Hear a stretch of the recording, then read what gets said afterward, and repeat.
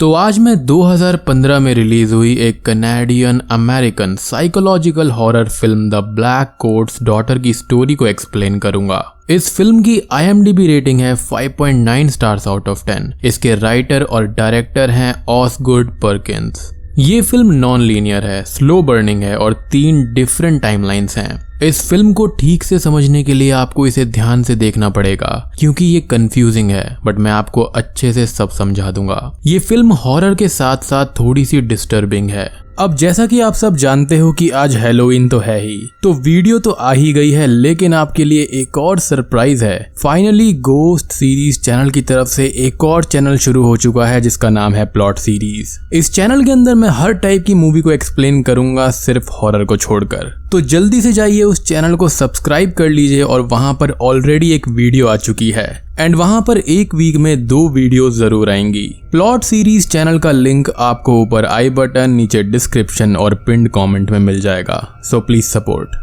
और दोस्तों, मैंने हाल ही में एक cult classic slasher film black Christmas 1974 को एक्सप्लेन किया है, जिसकी नोटिफिकेशन शायद से सबके पास में नहीं गई है, सो डू वॉच। बहुत ही बढ़िया फिल्म है, link is in the description. तो चलिए अब बिना किसी देरी के चलते हैं सीधा वीडियो की तरफ।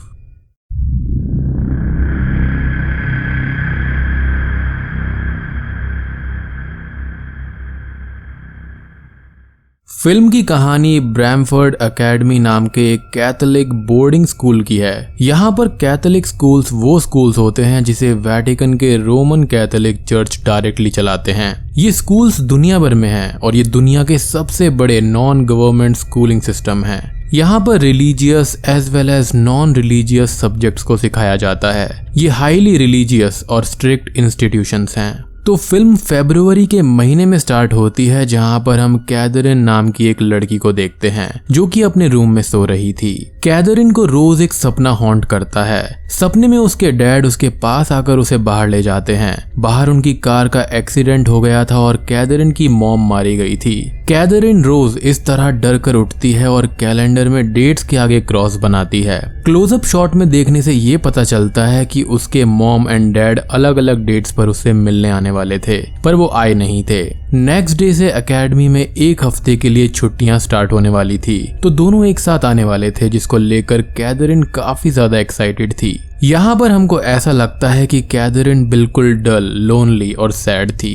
अब ऑब्वियस ही बात है कि पेरेंट्स अगर अपने बच्चे से मिलने नहीं आएंगे तो बच्चा काफी ज्यादा सैड हो ही जाएगा। अगले सीन में हम कैथरीन को फादर ब्रायन के चेंबर में देखते हैं, जहां पर वो उसे ये कहते हैं कि इस साल तुम्हारे एनुअल रिसाइटल सुनने वो नहीं आ पाएंगे।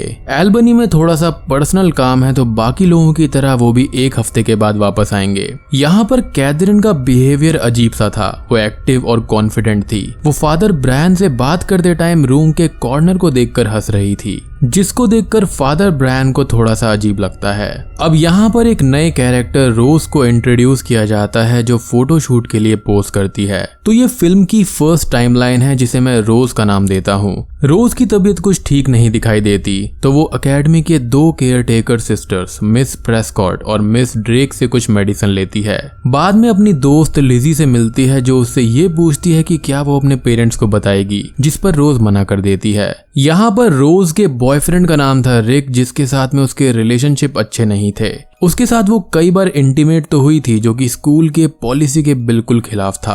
अब रोज को ये लगता है कि वो प्रेग्नेंट है, एज उसके पीरियड्स टाइम से नहीं आए थे। खैर, छुट्टियों से पहले स्कूल के हेडमास्टर मिस्टर गॉर्डन सभी लड़कियों को भारी भरकम ज्ञान वाली स्पीच देते हैं, जिसे सभी गर्ल्स इग्नोर कर देती हैं। अब सभी पेरेंट्स अपनी बेटियों को लेकर जाने लगते हैं, लेकिन कैथरीन स्टेज पर अपना रिलीजियस रिसाइटल प्रोग्राम पेश करती है। फॉर सम स्ट्रेंज रीजन वो कई बार अटक जाती है और सामने देखती रहती है, और वो सॉन्ग्स को बार बार भूल रही थी, बट इवेंचुअली वो उसको कंप्लीट कर देती है। इसके बाद में हम कैथरीन और रोज को हेडमास्टर गॉर्डन के चेंबर में देखते हैं। अपेरेंटली दोनों के पेरेंट्स उन्हें लेने नहीं आए थे। कैथरीन ये कहती है कि उसे नहीं पता उसके पेरेंट्स क्यों नहीं आए। उसने फोन किया था पर फोन नहीं लगा। रोज ये कहती है कि उसको ये लगा कि छुट्टियां फ्राइडे से स्टार्ट होंगी, जिसके चलते उसने अपने पेरेंट्स को फ्राइडे के लिए आने के लिए कहा था, तो वो परसों आने वाले हैं। मिस्टर गॉर्डन भी छुट्टियों पर जाने वाले थे, तो वो रोज को कैथरीन का ध्यान रखने के लिए कहकर जाते हैं। यहाँ पर रोज सीनियर थी और कैथरीन जूनियर। तो बेसिकली अब इस पूरी एकेडमी के अंदर ये दोनों और वो 2 सिस्टर्स थीं, यानी कि वो केयर टेकर्स। उसी रात कैथरीन फिर से अपने डैड के मोबाइल पर फोन लगाती है पर कोई भी रेस्पॉन्स नहीं मिलता। रोज रात में चुपके से कहीं पर जाने के लिए रेडी होती है। वो कैथरीन से ये कहती है कि ये बात सिस्टर्स को मत बताना। इसी बीच वो सिस्टर से जुड़ी हुई एक फेक रूमर को शेयर करती है। सिस्टर्स के बाल नकली हैं, वो विग पहनती हैं। 3 साल पहले जेन डार्लिंग सिस्टर्स ने उनको डेविल वर्शिपिंग करते हुए पकड़ लिया था। अब रोज कैथरीन को अपने रूम से बाहर निकाल देती है और अपने बॉयफ्रेंड रिक के साथ कार में चली जाती है। कैथरीन रोज को जाते हुए विंडो से देखती है और उसके बाद उसके रूम में जाकर उसकी चीजों को भी देखती है, पर तभी एकेडमी में रखा फोन बजने लगता है। अब मूवी की दूसरी टाइमलाइन स्टार्ट होती है जिसे मैं जोन का नाम दूंगा। जोन नाम की एक लड़की अब रेस्ट रूम में है जहां पर उसे कुछ इमेजेस हॉन्ट करती हैं। इमेजेस में हम ये देख पाते हैं कि जोन मेंटल असाइलम से भागी हुई है जहां पर उसे स्ट्रिक्ट ट्रीटमेंट दिया जाता था। उसके हाथ पर असाइलम का टैग भी था जिसे अब वो निकाल देती है। वो एक मैप को देखती है जहां पर वो पोर्ट स्मिथ की तरफ जाने का सोचती है, जिसके चलते वो एक बस स्टेशन पर बैठ जाती है। ये सर्दियों का मौसम था और स्नोफॉल हुआ था। जोन ठंड से कांप रही थी। तभी वहां पर एक आदमी आता है जिसका नाम बिल था। वो जोन को कांपते हुए देखकर पूछता है कि वो कहां पर जा रही है, क्या उसको लिफ्ट चाहिए। जोन उसे ये बताती है कि वो पोर्ट स्मिथ की तरफ जा रही है। बिल और उसकी वाइफ लिंडा अब जोन को लिफ्ट देते हैं और ये कहते हैं कि वो पोर्ट स्मिथ से एक स्टॉप पहले ब्रैमफोर्ड जाएंगे। कार में जोन कुछ फ्लावर्स को भी देख पाती है। इसके तुरंत बाद ही कहानी वापस रोज के टाइमलाइन में स्टार्ट होती है जहां पर उसका बॉयफ्रेंड उसे वापस एकेडमी छोड़ने आता है। वो उसे गायनाकोलॉजिस्ट के पास भी ले जाने को तैयार था, जिस पर रोज ये कहती है कि वो सब कुछ संभाल लेगी। अब एकेडमी के बाथरूम में रोज को कुछ अजीब सी आवाजें सुनाई देती हैं पाइप्स के थ्रू। रोज उस आवाज का पीछा करते वक्त बेसमेंट के अंदर आ जाती है और वहां पर जो नजारा देखती है उसे देखकर उसके होश उड़ जाते हैं। कैथरीन एक जलते हुए बॉयलर के सामने बैठकर कुछ रिचुअल्स कर रही थी। मूवी अब जोन के टाइमलाइन में फिर से वापस आती है जहां पर होटल के रूम के अंदर वो सो रही थी। बिल की कार के अंदर वो 4 घंटे सोई थी, जिसके बाद में बिल ने उसे वहां पर सुला दिया था। जोन उठकर शार लेती है और हम ये देखते हैं कि उसके शोल्डर पर एक निशान है। जोन को फिर से कुछ इमेजेस हॉन्ट करने लगती हैं जहां पर इस बार उसे एक प्रीस्ट दिखाई देता है। एक पुलिस ऑफिसर उस पर गोली चलाता हुआ भी दिखाई देता है, जो कि उसके कंधे पर लगे हुए निशान को साबित करता है। बाद में अब बिल उससे मिलने आता है और जोन उससे ये पूछती है कि वो उसकी हेल्प क्यों कर रहा है। बिल ये कहता है कि वो गॉड में मानता है और गॉड को लोगों में देखता है, बट जोन का ये कहना था कि वो गॉड में बिलीव नहीं करती। बिल उसको ये बताता है कि जब उसने उसको बस स्टेशन में अकेले बैठे हुए देखा था तो उसको किसी की याद आ गई थी। बिल उसको तैयार होकर साइड वाले रेस्टोरेंट में खाना खाने के लिए बुलाता है, जिसके लिए जोन मान जाती है। दूसरी तरफ रोज के टाइमलाइन में रोज कैथरीन को उसके रूम में ले जाती है जहां पर कैथरीन नहाकर सोने लगती है।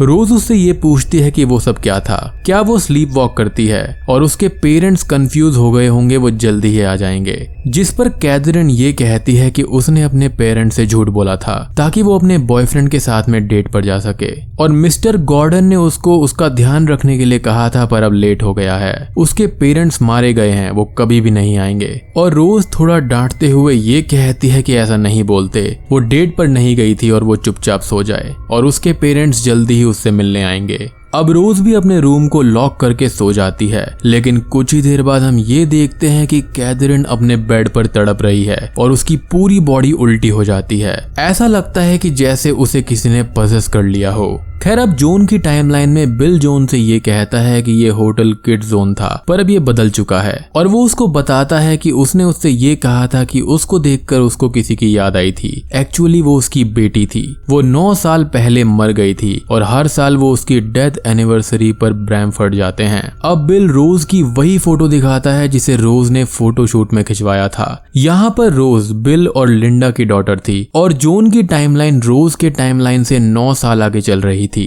यानी कि जिस रोज और कैथरीन को हम देख पा रहे हैं वो टाइमलाइन 9 साल पहले की है। और जॉन रोज की फोटो को देखते ही घबरा जाती है और वॉशरूम में चली जाती है। लेकिन यहाँ पर घबराने का कोई मतलब नहीं बनता, क्योंकि वॉशरूम के अंदर जाते ही जॉन क्रीपी तरह से हंसने लगती है। यहाँ पर कुछ और इमेजेस को दिखाया जाता है। जॉन ने असाइलम में जॉन मार्श नाम की एक नर्स को मार डाला था और उसके ड्राइविंग लाइसेंस चुराकर भाग गई थी। वॉशरूम से बाहर आते ही बिल को एक पुलिस ऑफिसर से बात करते हुए देखती है और प्रोटेक्शन के लिए एक चाकू चुरा लेती है। बिल ये कहता है कि मौसम काफी ज्यादा खराब होने वाला है तो उन्हें आज ही निकलना पड़ेगा। अब कार के अंदर लिंडा जॉन से ये कहती है कि बिल ने तुमसे यही कहा होगा कि वो उसको उसकी बेटी की याद दिलाती है। वो ऐसा हर किसी से कहता है। उसे हर बच्ची अपनी बेटी लगती है, पर उसको ऐसा नहीं लगता। यहाँ पर ऐसा लगता है कि लिंडा काफी ज्यादा ग्रीफ में थी और वो अपना ग्रीफ कंट्रोल नहीं कर पा रही थी। अब हम फिर से 9 साल पहले जाते हैं, जहां पर एकेडमी में अर्ली मॉर्निंग कैथरीन किसी से फोन पे बात कर रही थी। रोज ये पूछती है कि क्या हुआ, उसके पेरेंट्स आ रहे हैं या फिर नहीं। कैथरीन ये कहती है कि मिस्टर गॉर्डन का कहना है कि वो यहाँ पर नहीं रह सकती, पर वो गलत है। वो यहाँ पर रह सकती है उसके साथ। अब क्लियरली कैथरीन अजीब सा बिहेव कर रही थी जो रोज को समझ में नहीं आता। ब्रेकफास्ट के टाइम में कैथरीन प्रेयर करने से मना करती है, जिस पर सिस्टर्स उसे फोर्सफुली वो प्रेयर करवाती हैं। लेकिन इससे होता यह है कि कैथरीन टेबल पर ही वॉमिट करने लगती है। सिस्टर जब उसे मेडिकल एग्जामिनेशन के लिए ले जाती हैं तो वो उन्हें ही गालियां देने लगती हैं, जो कि इस कैथोलिक स्कूल में प्रोहिबिटेड था। अचानक से सिस्टर्स को मिस्टर गॉर्डन का फोन आता है, जिसे सुनकर वो थोड़ा सा नर्वस हो जाती हैं। अपेरेंटली यहाँ पर कैथरीन के पेरेंट्स उसे लेने तो आ रहे थे, पर उनकी कार का एक्सीडेंट हो गया था। वो दोनों अब मारे गए थे, यानी कि कैथरीन का सपना सच हो गया। मिस्टर गॉर्डन यही न्यूज कैथरीन को देने आने वाले थे। सिस्टर्स अब रोज को एकेडमी के बाहर गिरी हुई स्नो को क्लियर करने के लिए कहती हैं। रोज नाराजगी से ये कहती है कि उसने क्या किया है, गलती तो कैथरीन की है। लेकिन सिस्टर्स उसकी बात नहीं सुनती और उसे काम पर लगा दिया जाता है। रोज सभी स्नो को क्लियर करके सिस्टर्स को बताने उनके चेम्बर में जाती है, पर वो लॉक था। अब वो चुपचाप जाकर अपने रूम में सो जाती है। इधर कुछ देर बाद मिस्टर गॉर्डन एक पुलिस ऑफिसर के साथ वहां पर आते हैं और उन्हें भी सिस्टर्स का चेम्बर लॉक मिलता है। अब वो अपने चेम्बर के डोर को अपने पास रखी हुई चाबी से खोलते हैं और अंदर आते ही जो नजारा वो देखते हैं उससे उनके होश उड़ जाते हैं। हर तरफ खून ही खून था। अब दोस्तों यहाँ पर मैं इंट्रोड्यूस करना चाहूंगा तीसरी टाइमलाइन को, जो कि कैथरीन की होगी। ये बेसिकली कैथरीन की स्टोरी है, जो कि उसके पर्सपेक्टिव से दिखाई गई है। तो फिल्म की स्टोरी छुट्टियों से पहले स्टार्ट होती है, जहां पर कैथरीन कई दिनों से उदास थी।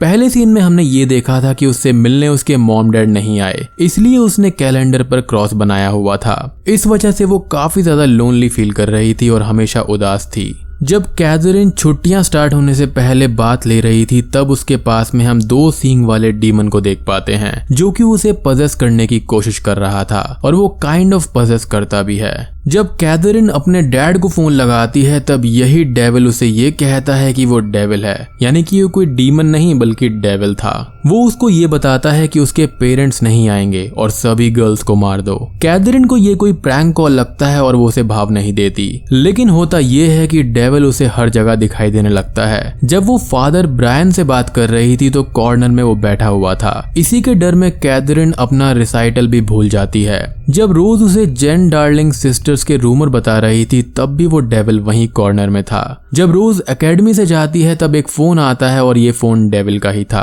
कैथरीन अब रेडी हो जाती है और वो डेविल से बातें करने लगती है। डेविल ये कहता है कि वो उसके साथ यहीं पर रह सकती है। तभी वो बेसमेंट में जाकर रिचुअल कर रही थी, जिसको रोज ने देखा था। तो अब हम ये समझ चुके हैं कि इस पूरे टाइम कैथरीन के पर्सपेक्टिव से क्या चल रहा था। खैर, अब स्टोरी रोज के टाइमलाइन से, यानी कि रोज के पॉइंट ऑफ व्यू से शुरू होती है, जहां पर कैथरीन अब फुल ऑन साइको बन गई थी। वो एक नाइफ से दोनों सिस्टर्स को बेरहमी से मार डालती है। रोज नींद से जागती है और बाथरूम में जाकर प्रेगनेंसी टेस्ट करती है। एंड टू हर रिलीफ उसका टेस्ट नेगेटिव आता है। वो प्रेग्नेंट नहीं थी, बस उसके पीरियड्स लेट हो गए थे।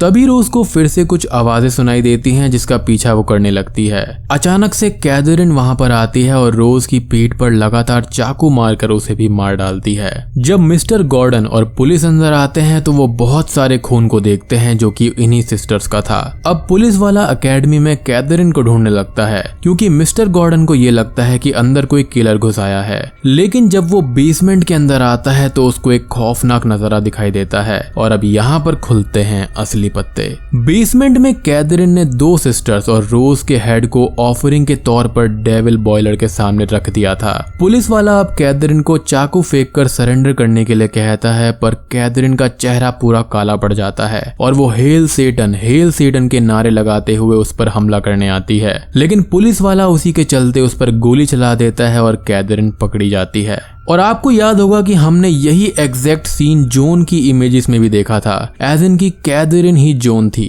जी हाँ, इस कांड के बाद में पुलिस ने उसे असाइलम में बंद कर दिया था और वो वहां पर नर्स जोन का मर्डर कर भाग गई थी। बिल और लिंडा से कैथरीन की मुलाकात सिर्फ एक कोइंसिडेंस थी। अब बिल, लिंडा और कैथरीन ब्रैमफोर्ड आते हैं। कैथरीन बिल को गाड़ी रोकने के लिए कहती है और यहाँ पर कैथरीन को ये लगता है कि उसका रोज के पेरेंट्स से मिलना कोई कोइंसिडेंस नहीं है, बल्कि डेविल का एक साइन है। शायद डेविल चाहता होगा कि वो उन दोनों को भी उसे ऑफर कर दे। इसलिए जैसे ही बिल कार रोकता है, कैथरीन आकर उन दोनों पर ही चाकू से हमला कर उन्हें मार डालती है। वो उन दोनों के हेड को निकालकर एक बॉक्स में रख लेती है।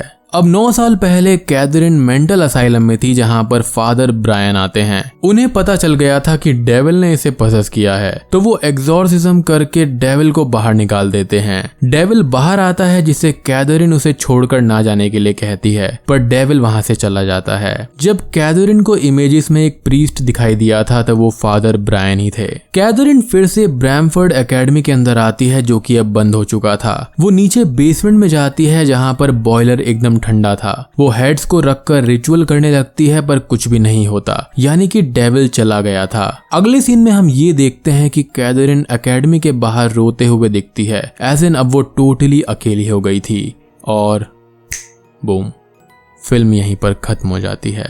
तो दोस्तों, ये थी द ब्लैक कोट्स डॉटर की कहानी, या फिर इसको हम द डेविल्स डॉटर भी कह सकते हैं। यहाँ पर कैथरीन जो कुछ भी करती है, वो उसके रियलिटी को एक्सेप्ट ना करने का नतीजा था। उसके मॉम एंड डैड नेग्लिजेंट थे, उससे मिलते या फिर फोन कॉल नहीं करते थे, जिससे वो डिप्रेशन के सिम्टम्स को दिखा रही थी। पहले सीन में जब वो सपना देखती है जहाँ पर उसके डैड उसे लेने आते हैं, एक्चुअली में वो डेविल ही था। डेविल उसे बार बार ये सपना दिखाकर ट्रिक कर रहा था। इनिशियली कैथरीन डेविल को नहीं मानती और अपने डैड को फोन करती रहती है। जब उसके डैड बिल्कुल ही नहीं आते, तब वो डेविल से डील करती है, एज उसे ये लगता है कि अब वही है जो कि उसका ख्याल रखेगा। जब तक वो डेविल उसके अंदर था, वो कॉन्फिडेंट और एक्टिव थी। जब वो चला गया तो कैथरीन फिर से लोनली हो गई थी, इसलिए असाइलम से भागने के बाद वो उस डेविल को ढूंढते हुए ब्रैमफोर्ड आई। जब एंड में उसे वो नहीं मिला, तो वो इमोशनली कोलैप्स कर गई। बात करें रोज की, तो वो प्रेग्नेंट नहीं थी। उसे लगा कि वो प्रेग्नेंट है, एज इन उसके मंथली पीरियड्स टाइम से नहीं हुए थे।